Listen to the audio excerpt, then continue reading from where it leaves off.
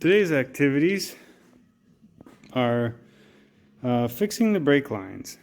So this car is a 98 Civic EK hatchback that I'm working to put a J-Series in. J-Series is mounted. Now I'm starting to pick off some of the smaller things like a mount for the battery, which was missing, some battery cables, fuel lines, brake lines, that sort of thing. So tonight I'm working on brake lines. This car is originally a Wisconsin car, and as such the brake lines rotted out at some point. Some shop did a we'll say not that great of a job on replacing the brake lines. So you can see the lines they put in, which are these nylon lines, and I did undo those because I'm about to tear them out of here. Nothing wrong with the nickel copper lines, but there is something wrong with the routing, which I'll show you shortly here. I do have a receipt for this work from one of the previous owners, not the last owner, but one of the previous owners, and they charged him like $300 to do this. So let's show you what we got going on under here. So there's the lines. So this can be better. The original brake lines go through this plastic trough here. They kind of put it, it kind of is up over the top of this. It was zip tied on here. See zip ties hanging there. I've cut some of those off, but it's really just very poorly done. And it kind of runs vaguely in the same area as the original lines, but once you get back here, it's a real mess. So the lines are not even attached to anything. You can see the original ones very neatly went up over the top of the gas, around the gas tank here. And they're just rattling around under there, bouncing off of various things. Original lines appear to be, I guess you'd call that abandoned in place. Just chopped them off and let them hang there. Look at this routing here. This is pretty sweet. Oop. If I can get a good shot of this. I can't get a good shot of this. Keep making shadows with my phone. There we go.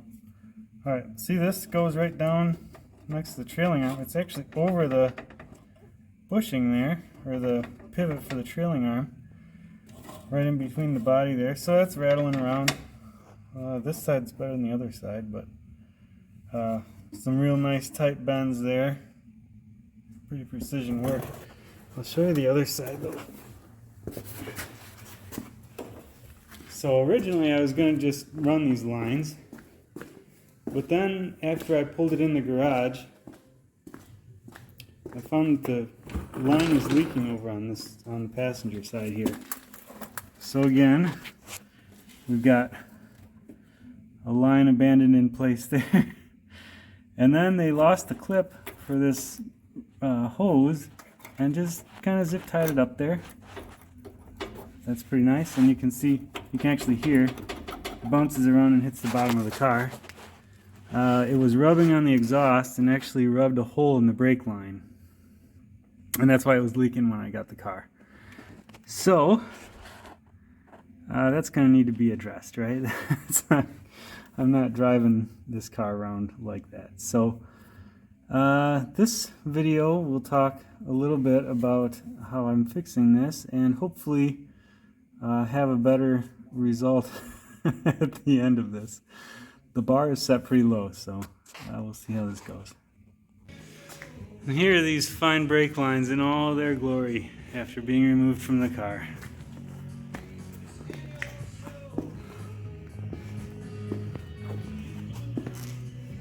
And let's see. Here's a spot that was rubbing on the exhaust. They got a hole in it. You can see it right where my light is, right there. Wherever that kink is. Let's rub through. Well, that's a pretty nice looking double flare. This was the right rear line to the soft line there, the one that was zip tied. If you can see that, it appears they single flared it and then just tightened the heck out of it. That is not the way you're supposed to do that. Alright, so here are the new lines. I got a 20-foot coil of NiCop with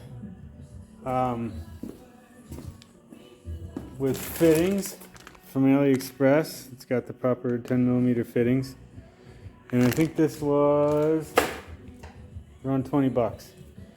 So, you know, compared to buying it at the parts store, which is probably the exact same stuff, it's a lot cheaper. You gotta wait a couple months for it, but I got nothing but time. Look at my car. Well, that escalated quickly. I got the old brake lines out, but I also pulled the fuel tank out and noted that the evap line and the original fuel line were also both original fuel lines, the send and return, were all rusty garbage too. So I'm gonna redo all those while I'm under here, and it looks like I've got some surface rust at the very least to address while I'm under here. So this will be fun. Look at this floor. That's all the rust that came off of it when I was working on it. So now that I've got all that knocked off and loose, we're all set. Check out the back of this brake drum. This brake drum here. Looks like it's been sitting at the bottom of the ocean. Nope, it's just been in Wisconsin. Okay, well, after mere weeks of rolling around on the ground under the car, I've got the brake lines and the fuel line finished. This fuel line is a nylon OE style fuel line with the press type fittings, if you can see that. And then I put this covering over it so it looks a little nicer and protects it. It runs down under there.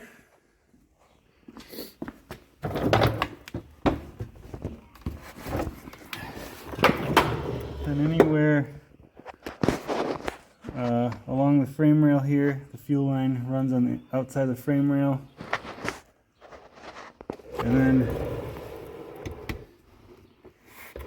the brake lines run on the inside of the frame rail.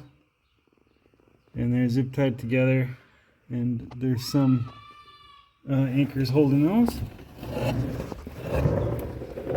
And then the fuel system is a Chevy Cobalt fuel regulator. So you got the 3/8 feed line coming down here. There's a regulator inside the filter here, and then there's a return line going back, and then there's just the one feed line going up. Here's the pile of rust that I knocked off the bottom of this Civic. Thing is pretty nasty. I haven't even started fixing the rust on the body. This was just everything, you know, the brackets, and there's some pieces of the rear bumper support in there. This guy here.